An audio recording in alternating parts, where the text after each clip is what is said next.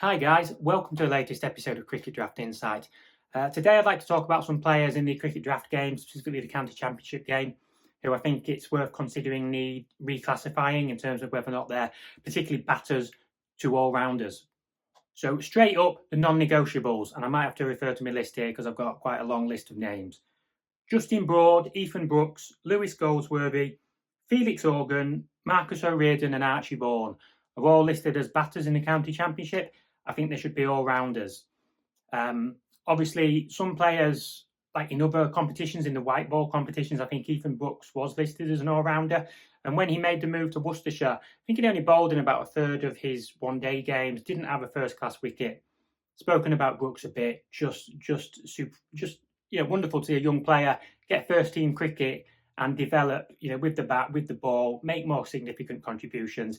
And I think he has justified the fact that he should be listed as an all-rounder in the county championship. Justin Broad is one, and it was one of those players maybe we weren't so certain what he was. And he obviously can bat, but he really stepped up with the ball as the season progressed. And a young player like Archie Vaughan, it's understandable. You don't necessarily know what role these players are going to have, because we could talk about players like Gus Miller, Mitchell Wagstaff, who it's unclear, they bowl a bit, they've opened the batting. Are they going to develop as batters? Are they going to drop down the order to get in the team? Are they really going to kick on as bowlers? Which facet are they really going to thrive in? Are they going to be fully fledged all-rounders? Some other players to consider. So Luke Wells and Rob Yates. Now, Rob Yates, he performed really well early in the season with the Kookaburra ball. I don't think he quite merits all-rounder status. He didn't even bowl later on in at least one of the games with the Kookaburra ball, but he did pick up a few wickets, I think, in the final game. Luke Wells, however, I do think merits all-rounder status. 20-odd first-class wickets. I think the average was only just above 20. Same in the T20 Blast as well, where he's got a good economy. Again, just a player who's evolved his all-round game. And he's one, I know sometimes, you're comparing, say, last season and a player's career. Graham Van Buren, for example, it could be difficult to judge. He started bowling a bit early last season. Then I think more similar to recent career history. Didn't do so much. But Luke Wells, he dropped down the order for Lancashire, did well. And he's got 116 first-class wickets. And like I say, I think it was 24 last season in the county championship. An average of, I think it was about 24. So for me, fully merits all-rounder status. A word of caution, of course, is Kieran Carlson. And I know last year I explained Kieran Carlson had bowled about as much as Rob Keogh. And at the start of the season, I think he bowled 40-odd overs in maybe the first game with the Kookaburra ball, and he picked up a few wickets. But with the signing of Mason Crane and the emergence of Ben Kellaway as a first-class cricketer as well, he didn't really bowl. And I know, bowled a handful of overs, and I know some people have questioned that one.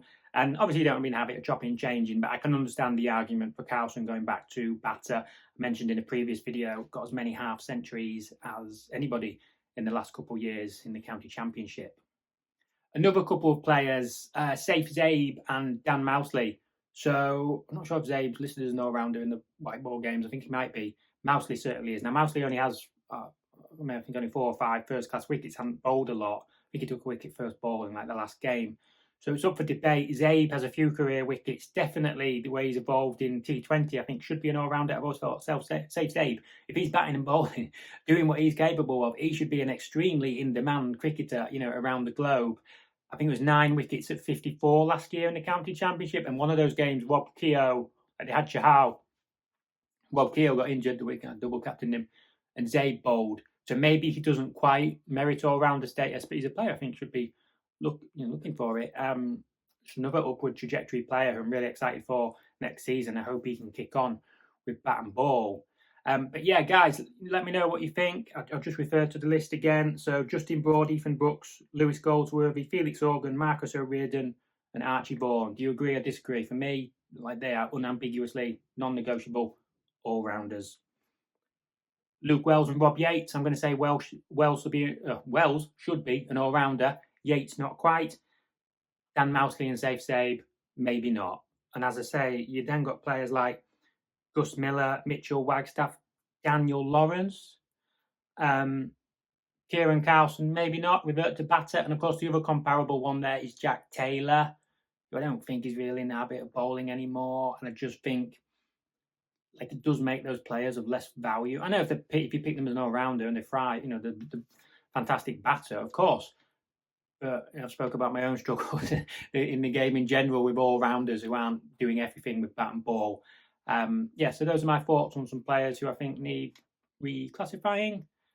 Let me know if you agree or disagree, or if there are any other players out there, any bowlers you think should be all-rounders. I don't think there's quite so many there. But thank you very much for watching. How's that?